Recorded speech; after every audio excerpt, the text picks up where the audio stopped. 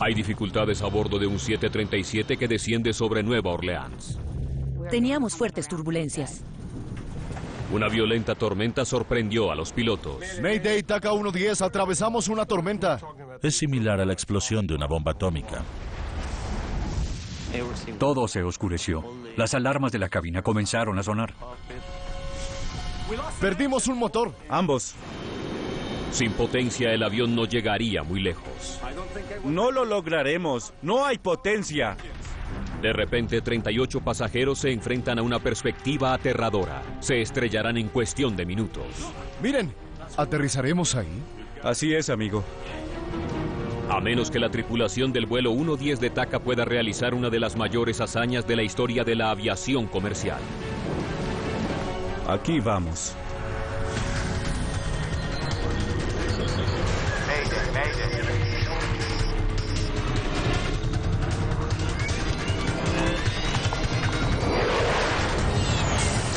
Catástrofes aéreas. Esta es una historia verdadera basada en informes y testimonios de testigos presenciales. Aterrizaje forzoso. Un nuevo Boeing 737 avanza en medio de fuertes tormentas eléctricas y granizo a 9.000 metros sobre el Golfo de México. Mayo 24, 1988. Vamos a tener mal tiempo por un buen rato.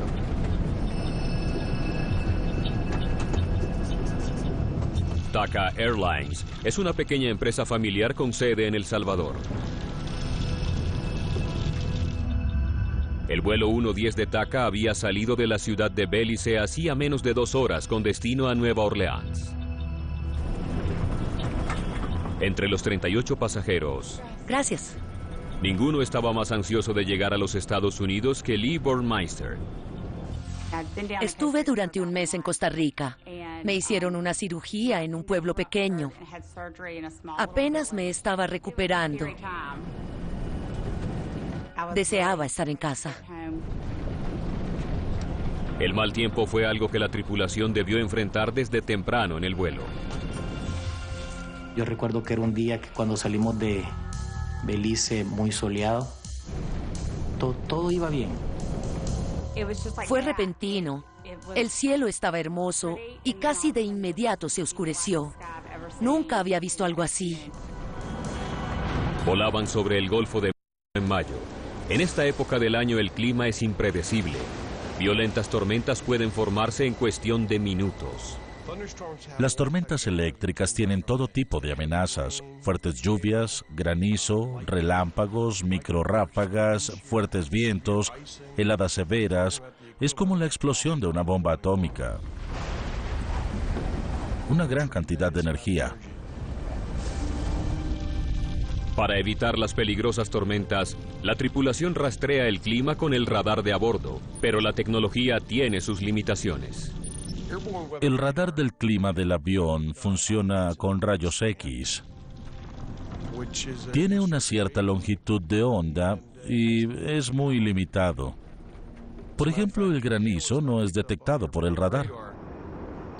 Podemos tener granizo en una de estas tormentas, pero en el radar meteorológico solo se verá algo de color verde o amarillo. No se apreciará como el corazón de una tormenta, que es rojo. Por esta razón nos mantenemos alejados de estos fenómenos.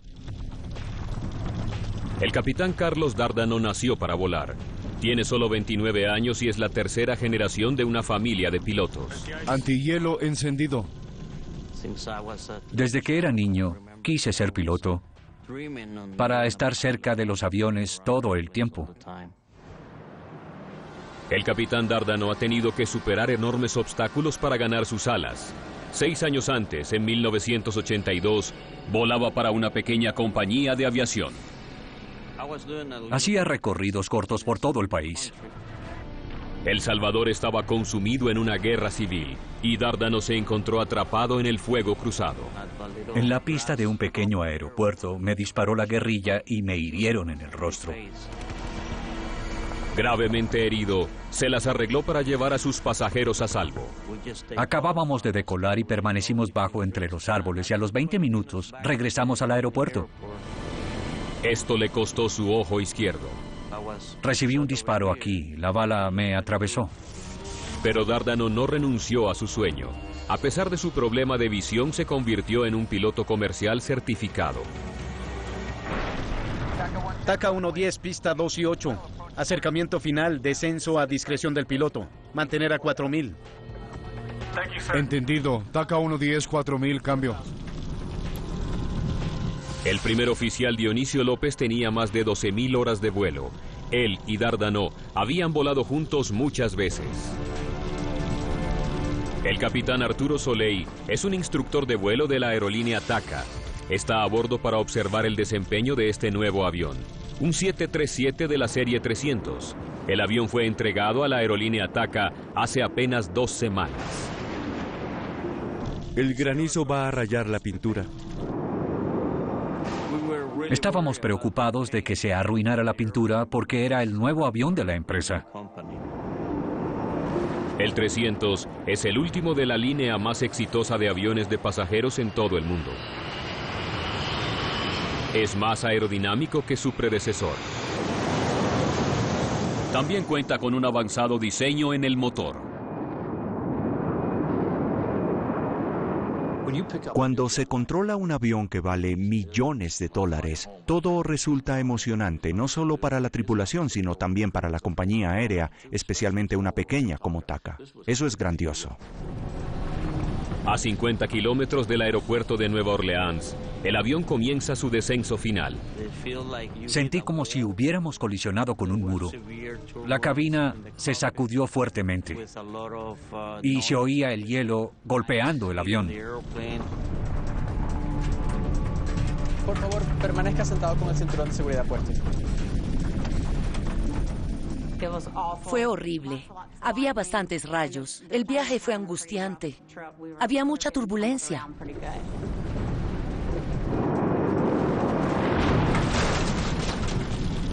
Que los asistentes se sienten.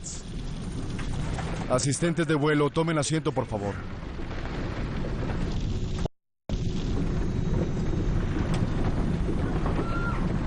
De repente, a menos de 5.000 metros del suelo, el viaje se hizo más aterrador. Entonces eso para mí me pareció súper extraño porque a mí nunca me había pasado que en medio de una turbulencia se fueran las luces. Todo se oscureció. Las alarmas comenzaron a sonar en la cabina. Los instrumentos se apagaron. Accioné los aceleradores 2 veces, tratando de retomar el control del avión. Perdimos potencia. Supe que no teníamos potencia. No tengo nada. El avión tiene suficiente velocidad como para deslizarse, pero no por mucho tiempo. Comenzará a perder altura rápidamente. No tener potencia significa que no funciona ninguno de los sistemas de a bordo. En Nueva Orleans, para la torre de control, el vuelo 110 desaparece del radar. TACA 110, acercamiento, altitud. TACA 110, habla Nueva Orleans, ¿me escuchan? Sin potencia, es imposible comunicarse con el avión.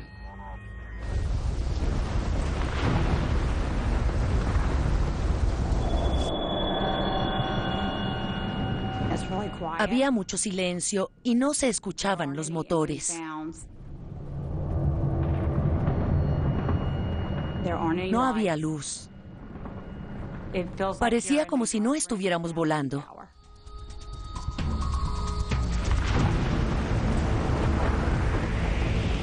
En menos de 1 minuto, el 737 cae casi 300 metros y no se detiene.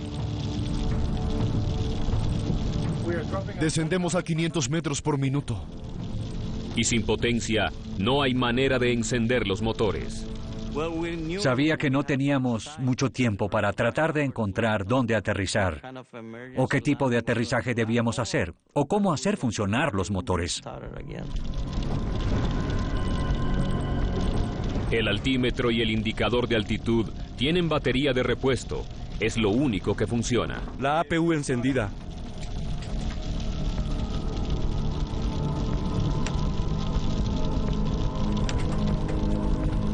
La APU, o Unidad de Potencia Auxiliar, es un generador de respaldo que provee energía de emergencia a los sistemas vitales. Pero toma tiempo encenderla. Y cada segundo, el vuelo 110 de TACA estaba más cerca del agua.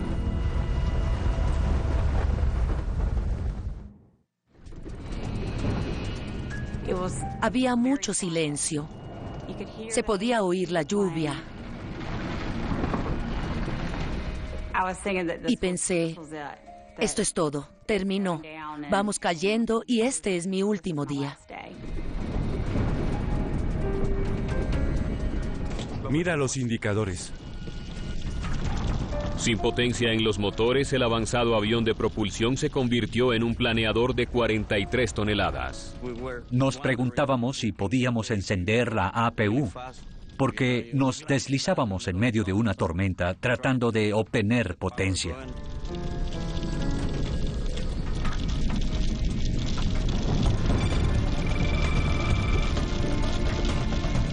APU en marcha.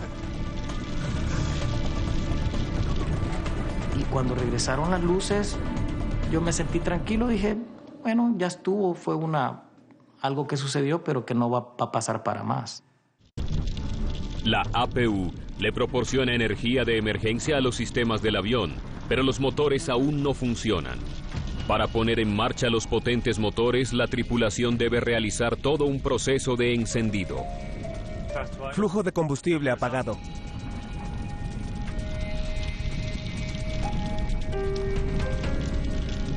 La APU puede generar la potencia para encender los motores, pero se necesita tiempo. Tarda unos 30 segundos, pero parecían toda una vida.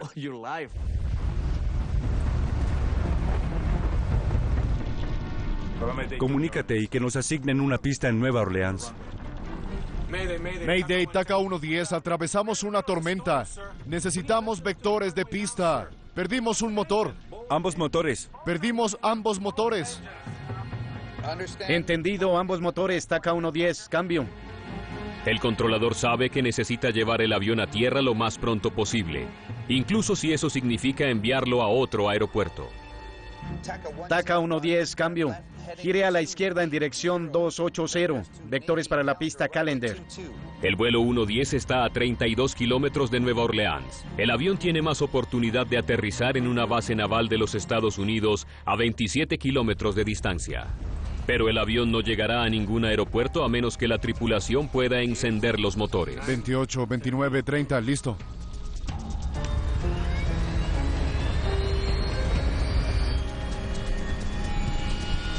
A solo 1800 metros del suelo, el motor izquierdo comienza a funcionar. Velocidad.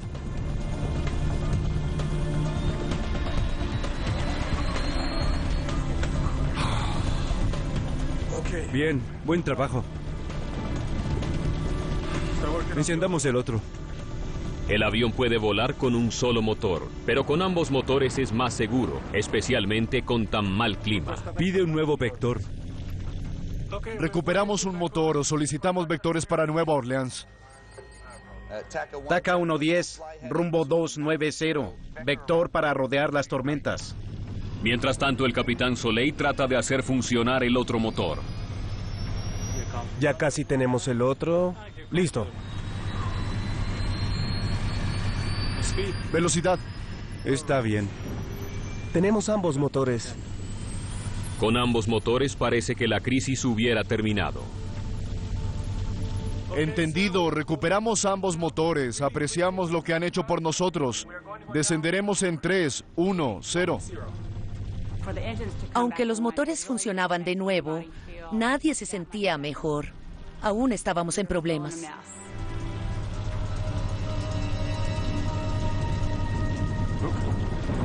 Porque siento que no tenemos potencia. Algo anda mal. Los motores parecen estar funcionando, pero no tienen empuje. Las ventosas no encienden. Los indicadores mostraban que los motores estaban sobrecalentados. Se estaban quemando por dentro. Existía un alto riesgo de incendio y el capitán no tenía más opción. Algo que ningún piloto desearía hacer.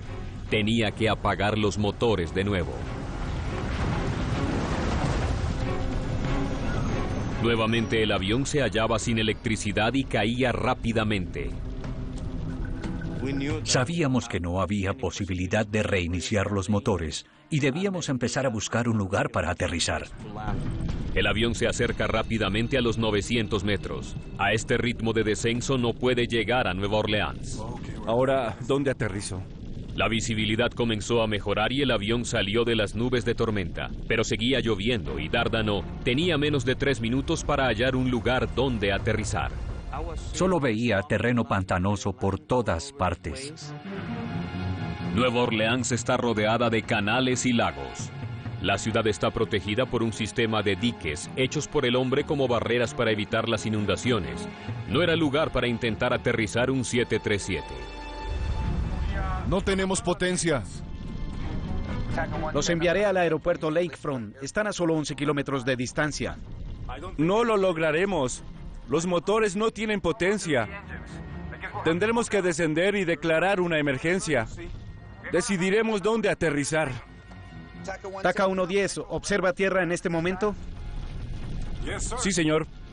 TACA 110, hay una carretera interestatal a las 12 en punto a solo 10 kilómetros. La buscaremos. Aterrizar en una carretera puede ser la única opción para Dardano.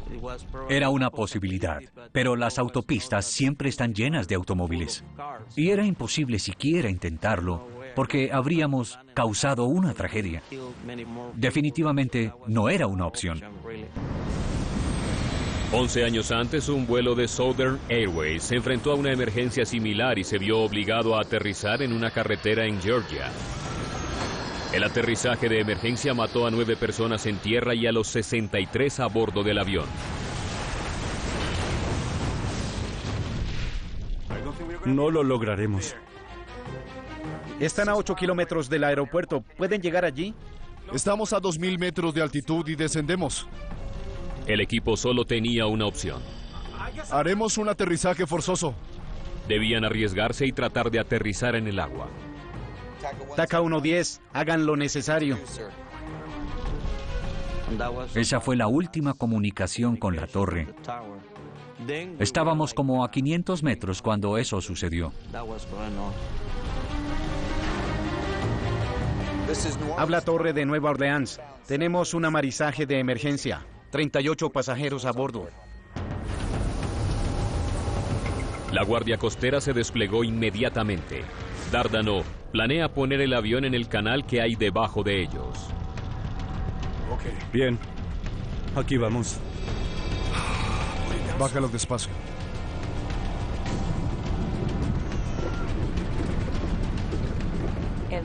En el avión, todos teníamos la sensación de que no íbamos a sobrevivir.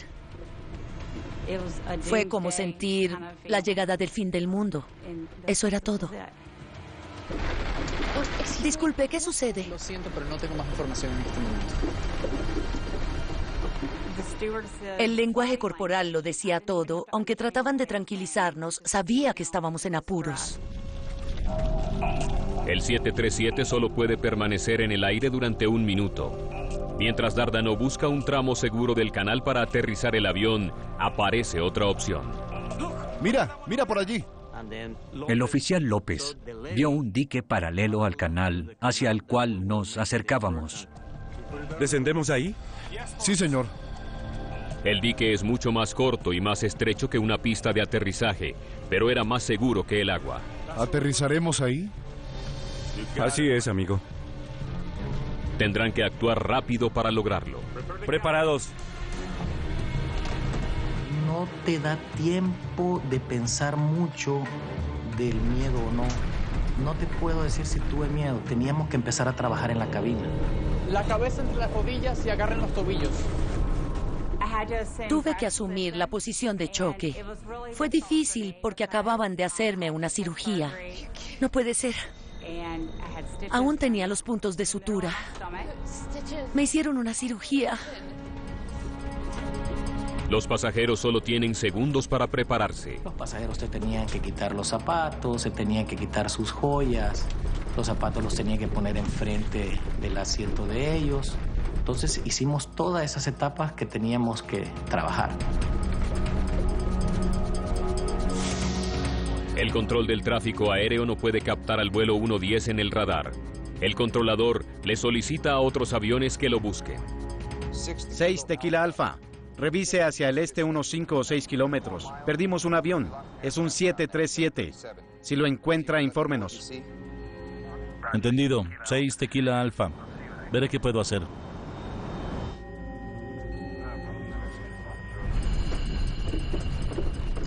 Me sentí con miedo al momento que llegué a mi asiento. En ese momento fue donde de verdad tuve miedo. ¿De acuerdo? Vamos a descender. Hagámoslo. Pero el capitán Dárdano sigue volando hacia el agua. El dique estaba a mi derecha. Para tener alguna esperanza de aterrizar en el dique debe hacer una corrección del rumbo. Esto requería una maniobra arriesgada conocida como deslizamiento lateral. Tuve que hacer un deslizamiento lateral para quedar en posición de realizar un aterrizaje perfecto. Es un movimiento destinado para naves pequeñas y para los planeadores, no para un Boeing 737 de 43 toneladas, pero era un riesgo que debía tomar. Resiste un poco.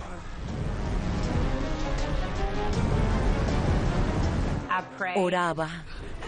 No podía creer lo que estaba sucediendo. Solo faltan 200 metros de distancia para tocar tierra. Y sin motores, los pilotos no tienen oportunidad de desacelerar el avión al momento de aterrizar. Dárdano tiene un desafío adicional. Tiene un solo ojo y no puede medir la profundidad cuando acelera hacia el dique, empapado de lluvia. Dios mío. Estaba preparada para que el avión explotara. Estaba lista para un acontecimiento trágico y me despedí mentalmente de mi familia. Es todo. Había un elevado muro de concreto frente al dique y un terraplén a la izquierda. Parecía que no era suficiente espacio para aterrizar. Cuidado con el ala de ese lado. Ya lo vi. Vamos. Bien, amigo. Ya te tengo.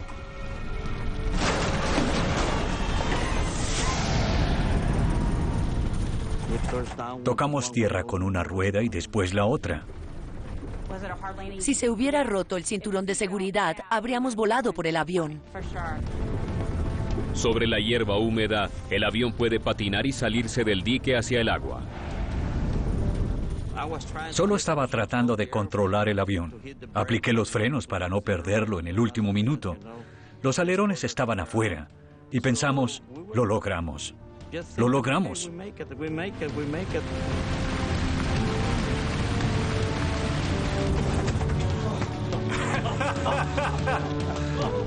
Lo logramos, muy bien. Perfecto. Muy bien, Charlie. Bien hecho. Estaba sorprendido. Fue un aterrizaje difícil, pero fue genial. Era grandioso estar vivo.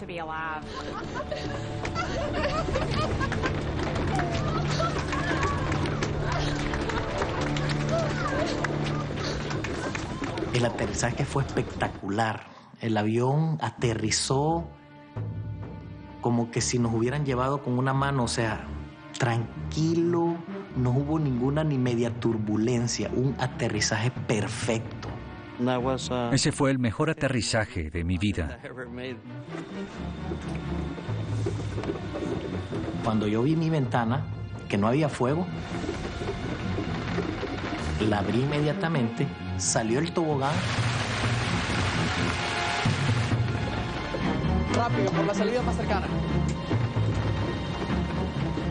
Nos dijeron que bajáramos del avión porque podía explotar. El controlador de Nueva Orleans no tenía idea de dónde estaba el vuelo de TACA. Otros aviones le comunicaron a la torre. Tequila Alfa 26. Todo resultó bien. Parece que aterrizó sin problemas. Lo lograron. No creerán dónde están.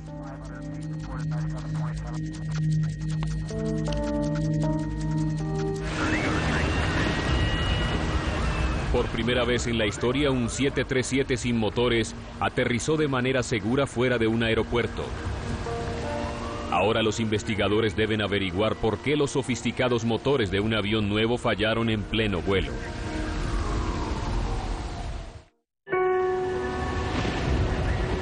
Los pilotos llaman a esto un aterrizaje en punto muerto, un aterrizaje sin motores. Resulta que el vuelo 110 de TACA aterrizó en terrenos de la NASA. Son las instalaciones donde fabrican partes para el transbordador espacial. La evacuación fue rápida. Bajamos del avión, nos deslizamos por las rampas, llegué a la parte superior del dique y había algunas enfermeras. Me hicieron un examen general y revisaron mi sutura. Solo tenemos a una persona herida, pero ya se encuentra bien. ¿A dónde se dirigían? A Nueva Orleans. Poco después llegó una ambulancia, me pusieron en una camilla y me llevaron al hospital. Demos gracias a Dios. Sí, hagámoslo. Y también a nuestro capitán porque mantuvo la calma.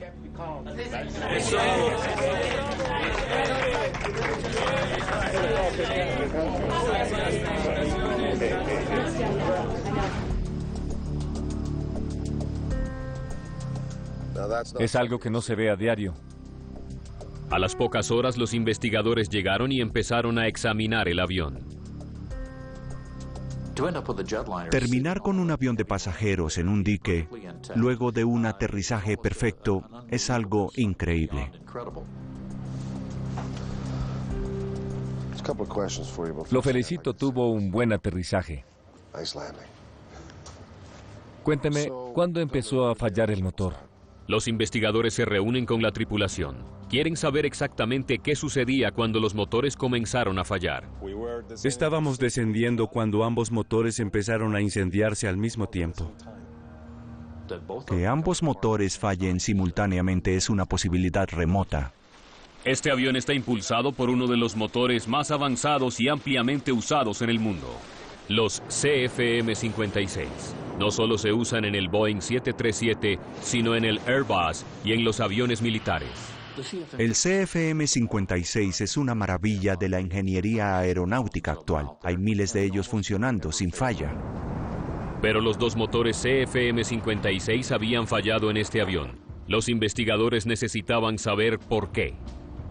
No había volado en tormentas tan intensas. Entonces se enfocan en las condiciones climáticas. Se considera un fenómeno muy extraño que los motores se apaguen en pleno vuelo. Entonces, la preocupación era averiguar cuál había sido la causa. ¿Existía un efecto directo del clima? Pues estaban volando en medio de la lluvia y el granizo. Hábleme de la tormenta. Los vientos eran fuertes. Había mucha lluvia y granizo. Apenas se podía ver por la ventana. Las abolladuras en el fuselaje revelan que el avión fue golpeado por granizo de casi 3 centímetros de diámetro. Si el granizo era suficientemente fuerte como para dañar el exterior, los investigadores se preguntan si también pudo afectar los motores. Un motor de turbina se compone de un sistema de aspas. Hay un gran ventilador que introduce el aire al motor. Una serie de aspas comprime el aire que ingresa, se mezcla con el combustible y hace girar las turbinas que hay dentro del motor. Lo primero que se examina son los componentes. Inicialmente miré la parte delantera para determinar si había daños que pudieran explicar lo que le sucedió a los motores. Buscaba alguna fractura en el interior del motor. Para mirar el interior del motor utilizan un endoscopio. Con una pequeña cámara de televisión al final del endoscopio se observa el interior del motor para hallar algún desperfecto. No hay daños visibles por el granizo. Continuemos, veamos el centro. Pero las turbinas en el interior del motor están carbonizadas. Las turbinas están casi derretidas.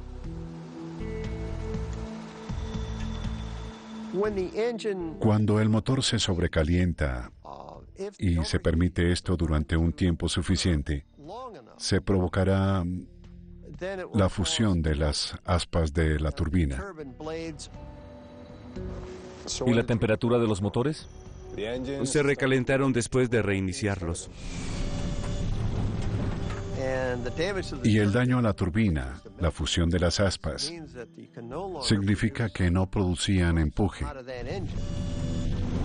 Las turbinas carbonizadas no explican por qué los motores dejaron de funcionar.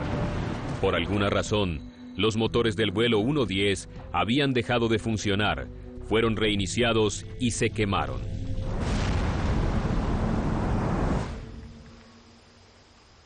Pero antes de buscar las respuestas, los investigadores se enfrentan a otro problema. El avión comienza a hundirse. No puede continuar aquí. Tal vez la NASA pueda ayudarnos. El dique no estaba destinado a soportar 43.000 kilogramos.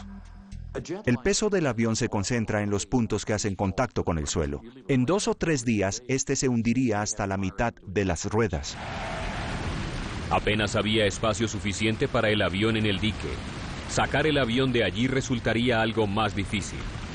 Solo había 3 maneras de sacar el avión de allí. Una era que despegara y volara. La segunda era desmantelándolo. Y la tercera, subirlo a una barcaza.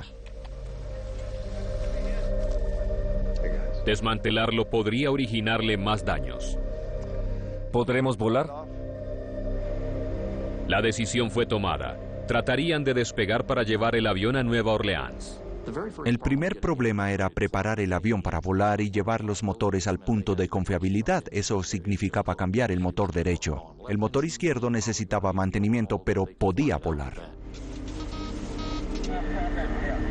Después de reemplazar el motor derecho, usaron pilotos de pruebas para llevar el avión a tierra, hasta el aeropuerto de Nueva Orleans, a 24 kilómetros de distancia. Es una operación muy segura. Podemos alcanzar la velocidad de despegue y en caso de que no funcione, tenemos tiempo para detener el avión.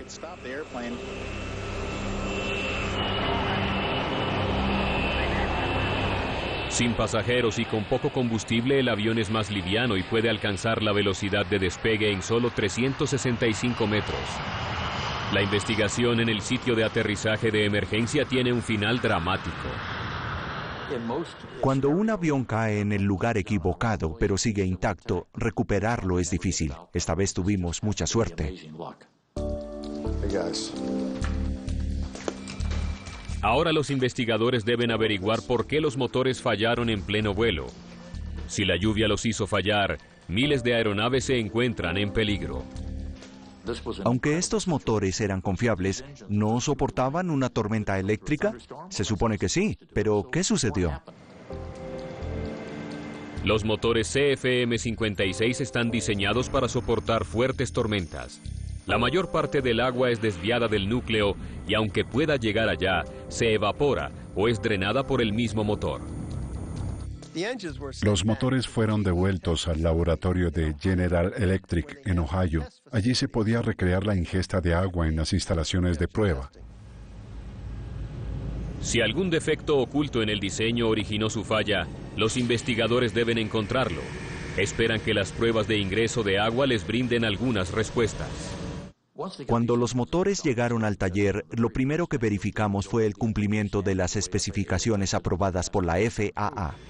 Veamos cuánto soportan.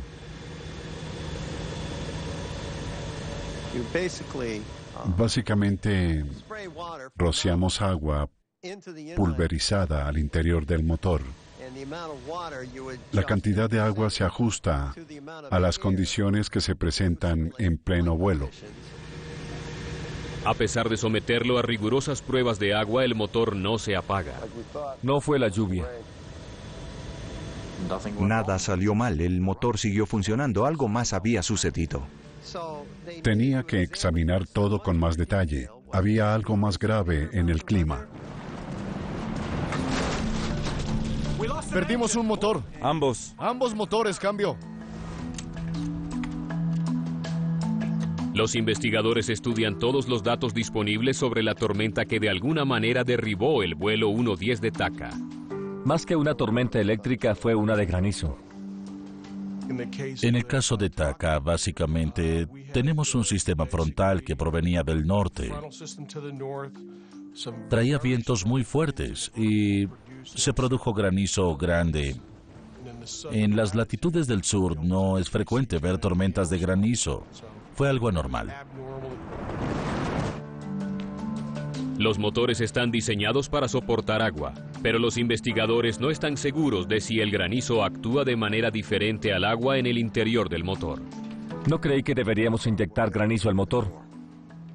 El granizo solo se origina en una tormenta eléctrica. Se inicia básicamente como una gota de agua que supera el nivel de congelación y se convierte en un trozo de hielo. A medida que se hace más pesado, cae por debajo del nivel de congelación y comienza a agregar más capas de agua a su alrededor e ingresa nuevamente a la corriente de aire. Alcanza más altitud y se vuelve a congelar. El granizo son muchas capas de hielo alrededor de una partícula. Los investigadores saben que los motores fueron diseñados para resistir el impacto del granizo de un tamaño determinado. Las normas de la FAA indican ciertos tamaños de granizo de 3 centímetros de diámetro. Parte del granizo que afectó al vuelo 110 de Taka era más pequeño. Esas piezas de granizo más pequeñas pudieron llegar al interior del motor hasta las cuchillas del compresor. Se acumularon en el interior y allí se derritieron. El granizo no se considera un factor clave, pero si llegó al núcleo, ¿qué sucedió? Los investigadores calculan la cantidad de granizo que pudo haber ingresado al núcleo del motor y después calculan el volumen de agua que se formó de la fusión de ese granizo. Es mucha agua. Los investigadores quieren saber si este exceso de agua pudo abrumar los motores y causar su falla. Veamos qué sucede con agua. Realizarán otra prueba de ingreso de agua, pero esta vez añadirán más, teniendo en cuenta el granizo que pudo ingresar a los motores. Si usamos la cantidad suficiente para emular las condiciones, el motor puede fallar. Lo haremos a alta velocidad. Pero tal vez no falle.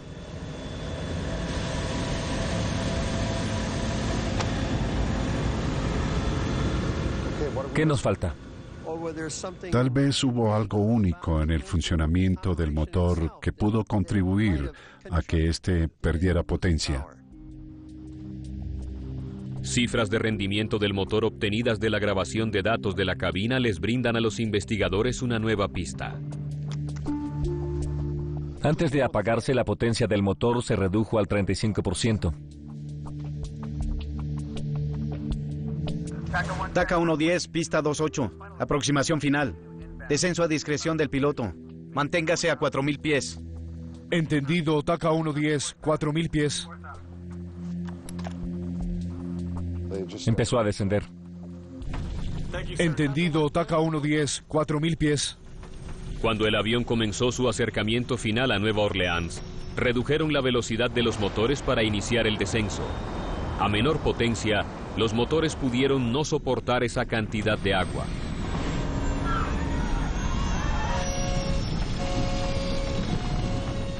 Lo probamos de acuerdo a las convenciones de la FAA con motores a alta velocidad, pero ellos se encontraban en descenso.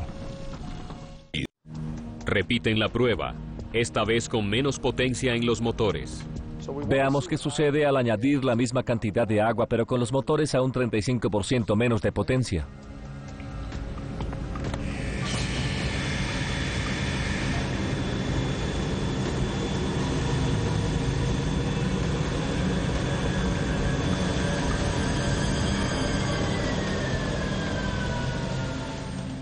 El momento crucial fue cuando se dieron cuenta que a alta velocidad el motor superaba el ingreso de agua, incluso el causado por la fusión del granizo. Pero cuando se redujo la velocidad hallaron la clave de la falla. El motor no podía enfrentar esa cantidad de agua.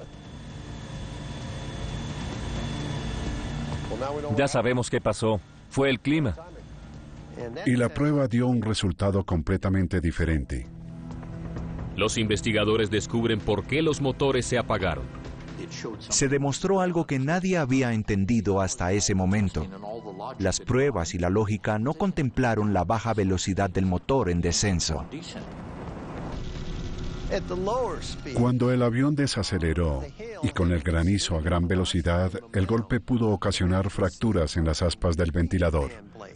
De esta manera, una cantidad de agua ingresó al núcleo del motor. Los motores llenos de granizo y de agua se apagaron.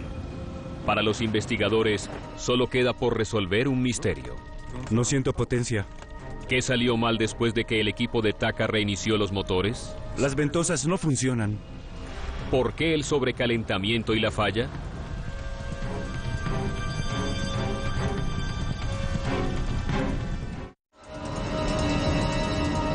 Cuando los motores en el 737 se quemaron, la tripulación supo que debía actuar con rapidez. Perdemos potencia. Para tener alguna esperanza de restaurar la potencia del motor, primero deben hacer funcionar la APU.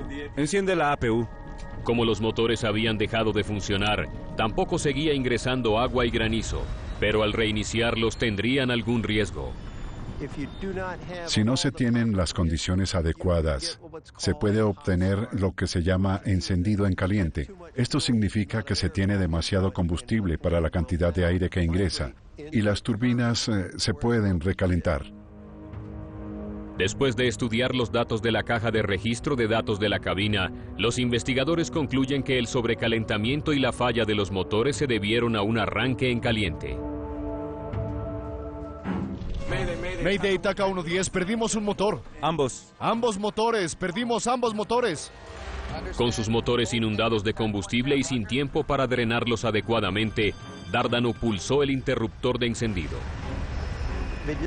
Si no se tiene el tiempo suficiente, se tendrá un arranque en caliente. Es una situación crítica para el piloto.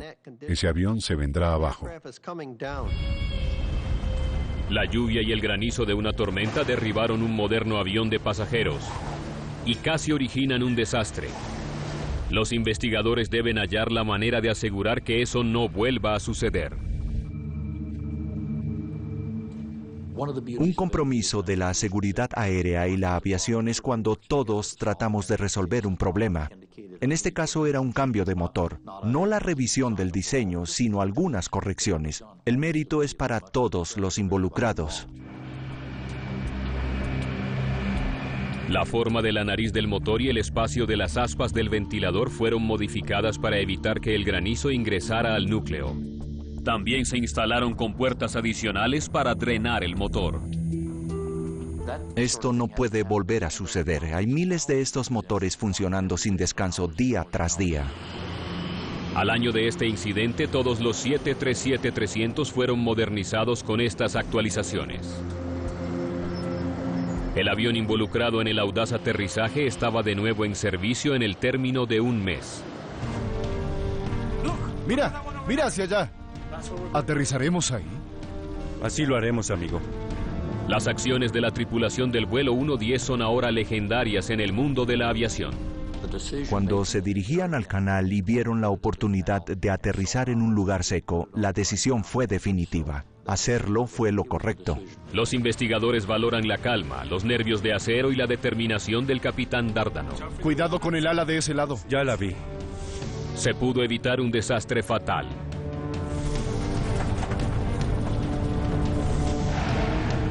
El capitán Carlos Dárdano es un héroe en los medios de comunicación. Los pasajeros estaban encantados.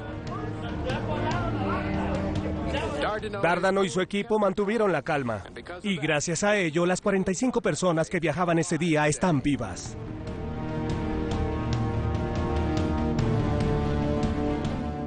Los hijos del capitán Carlos Dárdano siguieron los pasos de su padre. Ambos son pilotos.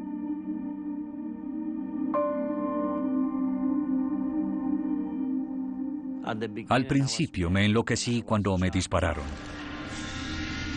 Perdí parte de mi visión y después sufrí ese accidente. 20 años después, tengo una carrera y muchas ilusiones. Ahora vivo por una razón: seguir adelante.